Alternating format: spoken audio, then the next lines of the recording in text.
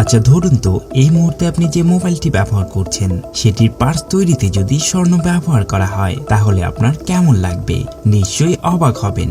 প্রভাবশালী বিদেশি একটি গণমাধ্যম জানিয়েছেন প্রতিটি মোবাইল ফোন তৈরিতে ব্যবহার করা হয় খাঁটি সোনা। কিন্তু কেন? কারণ বৈদ্যুতিক যন্ত্রপাতিতে বিদ্যুৎ সরবরাহ করার জন্য কন্ডাক্টর ব্যবহার করা হয়। কন্ডাক্টর মানে হলো বিদ্যুৎ পরিবহন করতে পারে এমন ধাতু, অর্থাৎ এদের রোধ কম থাকে।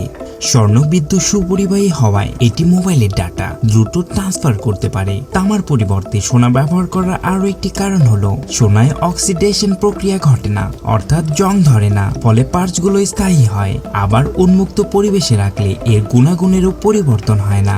একটি হিসেব বলছে একটি ফোনে 34 থেকে 50 মিলিগ্রাম পর্যন্ত স্বর্ণ থাকে। পরিমাণে খুব কম হলেও বাতিল হওয়া অনেকগুলো ফোন থেকে পাওয়া স্বর্ণ মিলে শেষ পর্যন্ত তৈরি হয় একটি রত্ন ভান্ডার।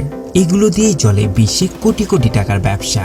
বাজারে নতুন ভার্সনের ফোন পেলে অনেকেই পুরাতন ফোন বদলে ফেলে। এতে বিশ্বজুড়ে প্রতিদিন বাতিল হচ্ছে অসংখ্য ফোন। হিসেব বলছে এই 40টি মোবাইল ফোন থেকে পাওয়া যায় 1 গ্রাম সোনা, যার বাজার মূল্য কম বেশি 3 থেকে 4,000 টাকার কাছাকাছি। ফোনের পাশাপাশি বাতিল হওয়া কম্পিউটার ও ল্যাপটপের আইসিগুলোতেও ব্যবহার করা হয় স্বর্ণ।